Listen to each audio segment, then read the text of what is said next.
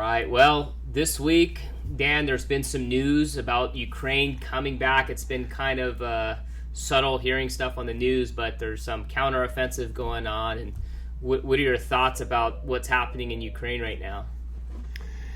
Well, it's big news. Finally, this is their spring offensive, which didn't quite happen in the spring, and now it's essentially their summer offensive. But they've got all this Western weaponry from the United States and Germany, the Leopard 2 tanks, and the UK, and Challenger tanks, and M1 Abrams tanks from the US. And now they've got to show that all that training that's happened on NATO territory and in the US is going to pay off, and that they're going to be able to reclaim some of their lost territory, or maybe all of it. I know that's what they want to do. But yeah, it's a lot of pressure on the Ukrainians, and there's going to be lives lost. That's the sad part on both sides. But this conflict it's not going away. Neither side is going to back down. Obviously the Russians have kind of trumped up these claims that the territory should have been theirs, but Ukraine's been a sovereign territory for many years since the end of World War II, and they have a legitimate international claim based on international law that all these lands that Russia took are in fact Ukrainian territory. They have been since the end of the war, and Russia wants to go back to the Russian Empire before the fall of the Soviet Union, and but the world has moved forward, and Putin has not in that respect. So yeah, it'll be interesting. It's going to be a tough fight, and it remains to be seen how much territory they can get back. And then you have this dam that the Russians allegedly just blew up, which has changed the whole face of the battlefield, and now you've got mines floating around in southern Ukraine, as well as all these displaced people in the different villages and cities. So it's a real mess over there. It's just sad to see this beautiful, beautiful country being torn apart by war.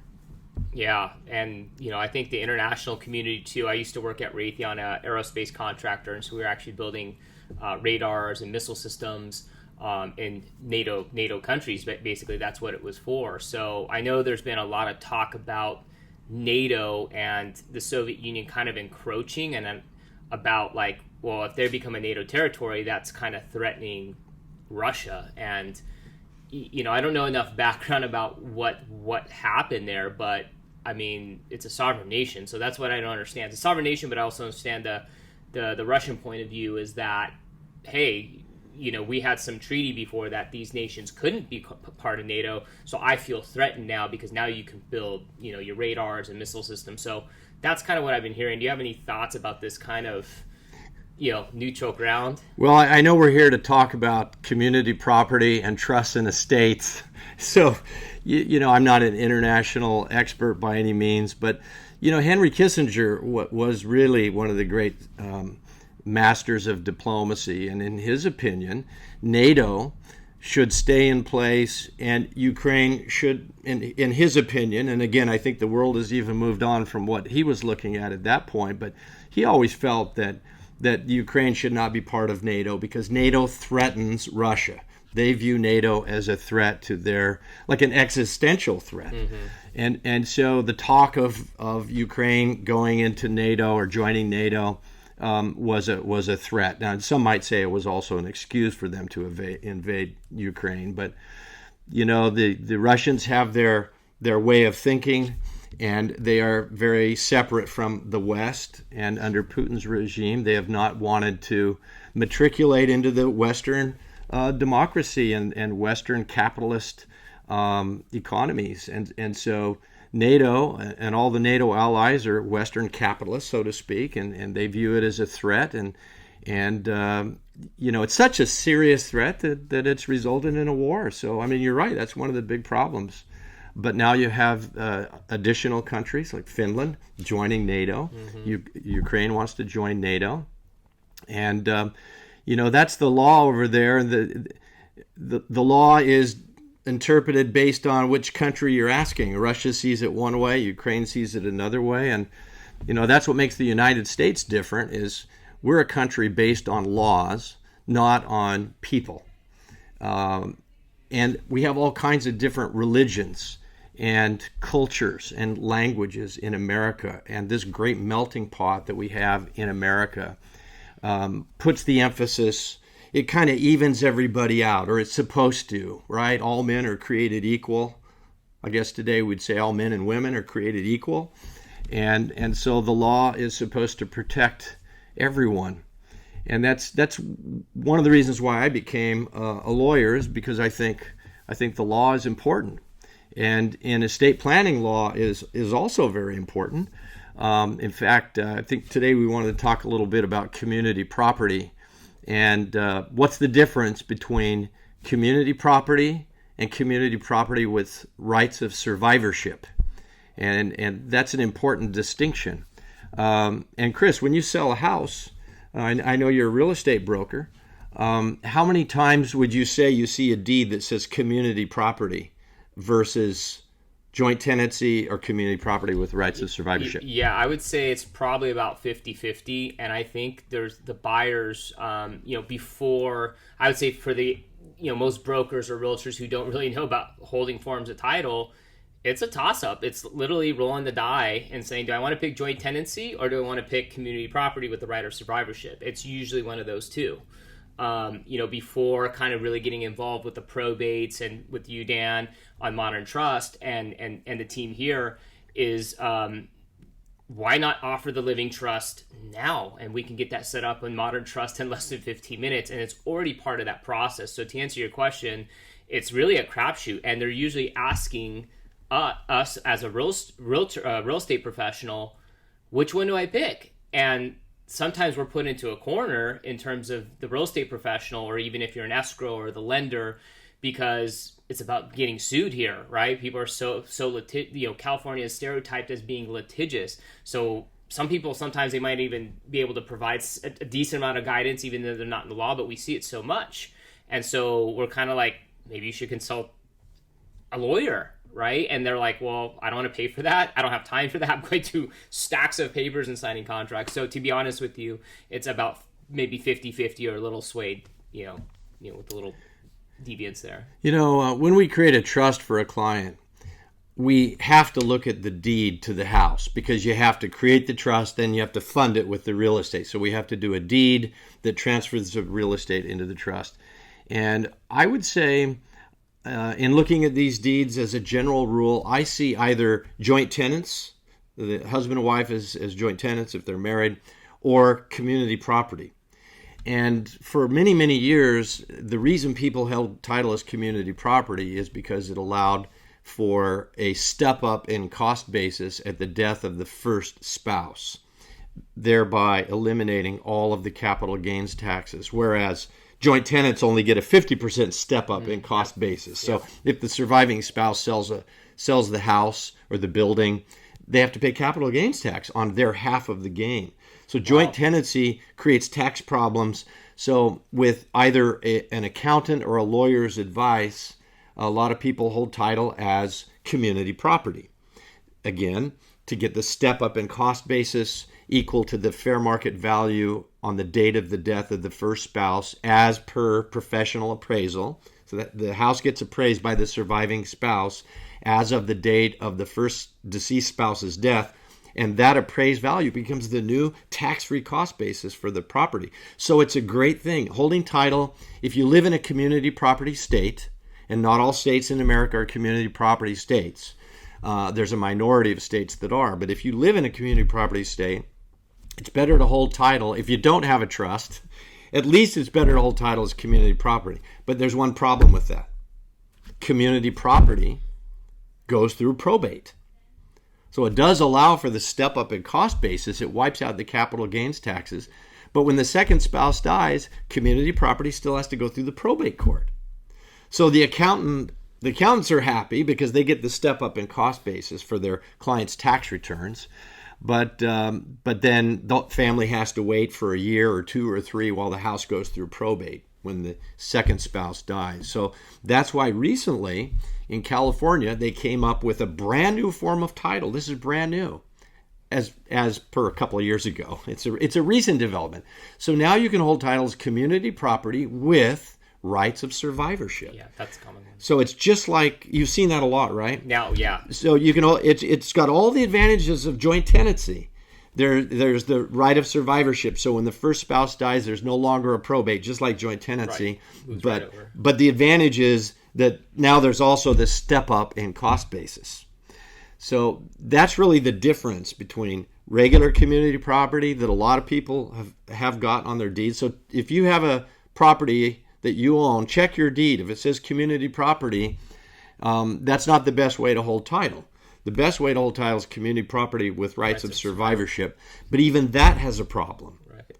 And the problem with that is when the second spouse dies, there's still going to be a probate.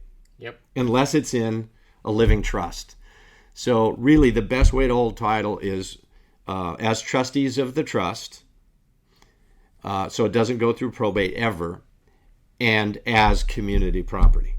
That really is the optimal way of holding title to avoid the probate and avoid the capital gains taxes. So Dan, what's kind of interesting is, the development of joint tenancy, community property, and if I'm not mistaken, the community property with the right of survivorship is kind of like a hybrid between community property and joint tenancy. So there's this new form to protect people, but I'm still perplexed why we're not saying living trust, right? So we have this sheet here that has all the forms of title via modern trust. So if you guys want a copy of this, let us know. But it's pretty simple. You should put in living trust, get it done in 15 minutes. Very, very easy to do, and we'll talk about that. But I find it interesting that somebody, there was a creation of this hybrid thing, and here's an advancement, but with the trust we can kind of do something like what they're doing here in the title, and they being whoever created the community property with the right of survivorship. But with living trust, can you talk about the scenarios that we could do a joint tenancy type of thing, or community property? Like, we can do whatever we want, right? Can you kind of maybe touch on how we can construct things that kind of have a similar fashion, and if not better than what's given to this sheet? Yeah, what was happening is people held title as joint tenants, and then they learned that leaves a lot of capital gains taxes to pay when the first joint tenant dies. So they figured out it was better to hold title as community property. But then everyone figured out that they were still having to go through probate court because there was no right of survivorship. The courts were busy with all these probates at the death of the first spouse, just because they changed from joint tenancy to community property. Yep. So the courts were busy. People weren't happy. They got the step up in cost basis, but now they're going through probate. So then they morphed it over one more time to create this hybrid, as you said, that it's just like joint tenancy with rights of survivorship, but it allows for the complete step up in cost basis at the death of the first spouse. And so that's why that happened, to create, it was a hybrid that created the rights of survivorship with the step up in cost basis. But still, at the end of the day, it goes through probate when both spouses are gone, unless it's in a living trust. So I don't advocate a joint tenancy on very many properties at all, because you can't control who's going to die first. It's so random. It's uncontrollable. Never know. So joint tenancy is rather haphazard, and eventually when the last joint tenant dies, it goes through probate. Community property with rights of survivorship, this new hybrid that allows for a step up, still it has disadvantages, because when the second spouse dies, it still goes through probate also. So ultimately, I know we keep coming back to this, but the living trust is the best way to hold title. It's got all the advantages of joint tenancy. It's got all the advantages of community property, except it's got additional advantages that it doesn't go through probate. Plus, the living trust can control when the children or grandchildren get the assets. It doesn't happen. It doesn't have to happen instantly. They might put in an age requirement, so the money can only be used for their education and food and clothing and support and maintenance until they get to a certain age, 20, 25, 30, 50, whatever, however long you want to make your kids wait. That's what a trust can do. And you can't do that on a grant deed when it says community property.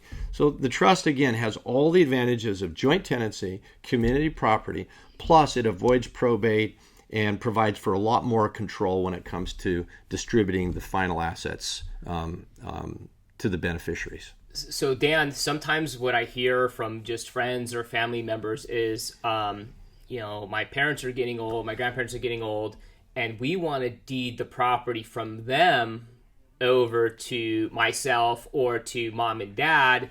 And so not using the vehicle of a living trust.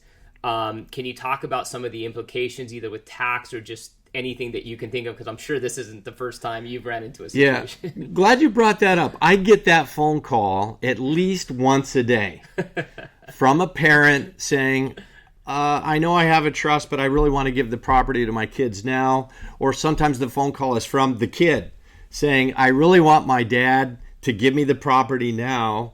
I don't want to wait. He wants me to have it right now. And sometimes he wants dad to do that so son gets the property and not the sister. And there's a competition going because everybody wants the house. But the problem is when a parent gifts a property to a child while they're still alive, well, there's a lot of problems.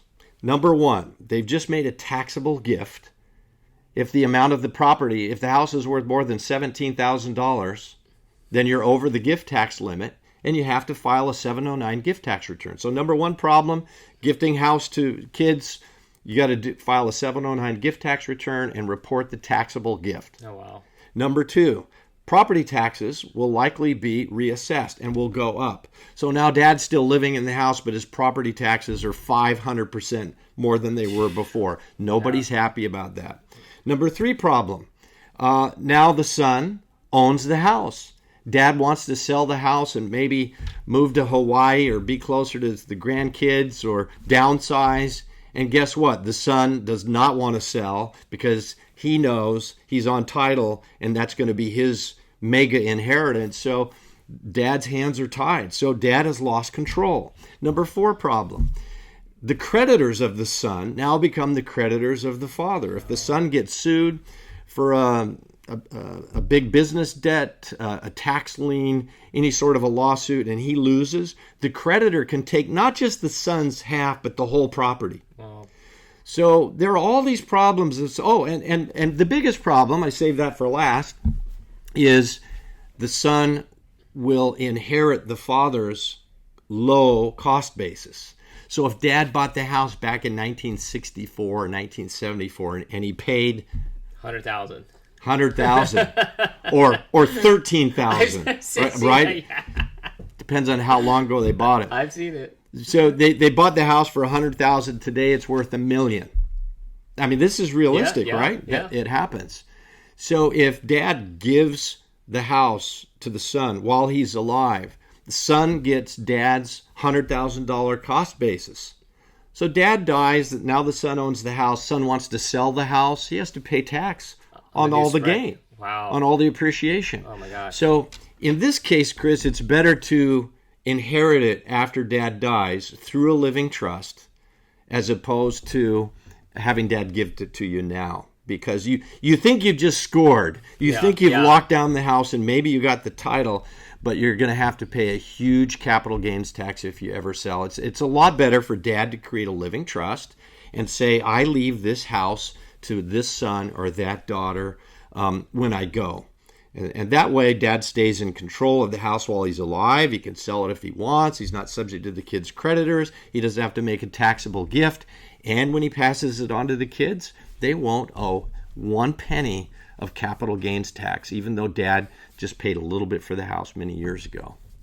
So Dan, let's say either I'm buying a property now and I'm seeing this title sheet of joint tenancy community property, or I just own a home and I don't even know how I hold title. I forget, it's been 50 years, so would be some recommendations you might give to somebody, maybe for each scenario. One is I'm buying a house or I plan to buy a house and I want to get this trust set up. or I want to do it now before I want to buy a house. And then number two is I already own a home. I don't know how I hold title. How do I go about doing this and getting my living trust set up and getting, the paperwork? Well, just to keep it simple, I would say if you're buying a house and you don't have a trust, create the living trust before you buy the house. That way you can tell escrow when you close escrow and they ask you, hey, Chris, how do you want to hold title to your new house? Yep. Just say, put it in the name of my living trust. If you wait until after you buy the house to create your trust, then you have to pay for another property transfer from yourself into the living trust. So it's better to have escrow do it directly. But that's the other option. If you have already purchased your house and you didn't have a trust, it's still time. As long as you're alive and you have all your wits about you and you don't have Alzheimer's or dementia, you can still create a trust, and then we can transfer the property from you to yourself as a trustee of your own trust. So it's never too late until it's too late. Never too late until you're gone here or actually gone. You can always put the property in the trust while you're alive. And so in the first scenario, I've heard different lenders not wanting to close in the LLC or living trust. And some ways that, I've learned through you, Dan, is that in escrow, we can record, number one, as whatever let's call it joint tenancy, just to satisfy the lender. And I don't know what issues there are there. We can get into another segment with a lender on it. But what we've done, and I've learned through working with you, is that, okay, let's just record it and whatever. We already have the grant deed from, Joe and Kelly Smith. But behind it, number two, while you're recording the same package in escrow is, right after it, and we put, okay, do it from the Kelly and Joe, Smith Living Trust as joint tenants to the living trust. So anything I missed there in kind of that process, or any recommendations while I'm in escrow? Yeah. If there's a lender requirement or some weird issue that comes up? Yeah, the problem is so what you're referring to is when somebody's buying a house and they have to take out a mortgage. Correct. And the mortgage company won't recognize a trust for some reason. Right. So the first thing is try to find a lender that will lend to a trust, because you are the trust. The trust is under your social security number. So a lot of lenders these days will make a loan to you even if you're holding title as a trustee of your living trust, and all the lender wants is a copy of the living trust. Okay. But if, as you say, it is a lender that prefers joint tenancy just because they're old-fashioned, because they don't understand what a trust is, because they just want to close escrow. Amazing. Yeah, they just want to get, everybody wants to get paid, right? Broker wants to get paid, escrow wants to be paid, seller wants to be paid. And maybe the lender doesn't want to review a living trust. Sometimes it just boils down to they're lazy.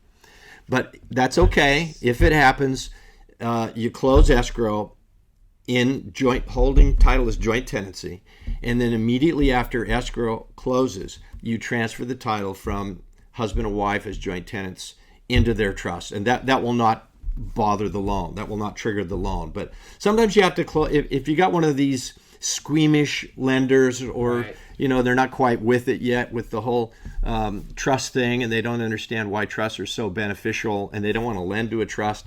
And this is getting less and less frequent, by the way, but it still happens. But if you got a lender that doesn't want to review the trust document, then close escrow as joint tenants, and then immediately, and as you said, it could even be part of the document stack. Yes. They could sign two deeds, one from the seller to the buyers as joint tenants, and then the second deed that will be recorded is from the buyers as joint tenants into their trust. And it all gets recorded at the same time. Everybody's happy. You just have an extra $20 recording fee, which is, could be avoided if the lender would just lend to the trust. But if they don't, that's how you have to do it. So it's good that you can do this as part of the process. You can tell escrow. I've heard terms such as double recording or, But since they're already preparing the grant deed and all the paperwork, I mean, for some of the buyers that we're doing now, is we're doing it right then and there. Hey, it's part of the process. So even if you didn't have the living trust to begin with, let's set it up now, give it to escrow, they'll do a double recording, you're done. You don't even have to worry about it. So record in the joint tenants, and then right behind it, could be a day later. I think I saw about 7 days, but it could be minutes later. it'll record now into the living trust, which is a good idea. So Dan, on the other scenario, I already own the property, not selling anytime soon. I don't remember how I held title. What some recommendations we check, with the real estate professional title? I mean, what are some recommendations on? I forget how I hold title, and what would that process be if I want to go now and change it to a living trust? I want to create my living trust and change this form of title. We just have to do a title search, pull title, see how you hold title, and then it'll become clear as to what needs to be done. It's kind of funny. Owning a home is the most valuable asset that most people have, and the title to the home, that 1 or 2 pages of a grant deed, is probably the most important piece of paper that most people have. And yet most people have no idea where that paper is, because they hid it, they put it in a very special place that nobody can remember. Including themselves. Yeah, including themselves. They got it in the mail and never opened it or didn't know what it was. And there's a reason for that, because escrow closes, the deed gets recorded, and everybody puts the file away, and they move into their new house. And then the county may take 1 or 2 or 3 months to record the deed. And if you miss that envelope from the county, you're going to miss your deed, or if you misplace it. So a lot of people don't know where their deeds are. So I think, it's a simple problem. We just have to do a title search. And once we determine how you hold title, then we know where to go from there and how to transfer it into the living trust. And if not, it's a public document. So I think you can go to the assessor's website in your county. You can go down there. You can go on the website maybe and grab it that way. Ask a real estate professional, a mortgage lender, or a lawyer such as Dan's office. Are doing title searches all the time to make sure they can transfer that title. So Dan, anything else on the subject did you want to talk about? Well, we don't have another 3 hours right now, so I think that's we've taken enough time. But yeah, just remember, living trust is in most cases the best way to hold title to avoid the probate and give yourself all the tax advantages and the rights of survivorship. And even if you have an LLC, the LLC can go into the trust too. But lots more to talk about on title, and people should understand more about it before they buy their property. So if you have questions, talk to a lawyer or give us a call. Yep, and we have this cheat sheet for you as well to understand the trust versus different joint tenancy and community property.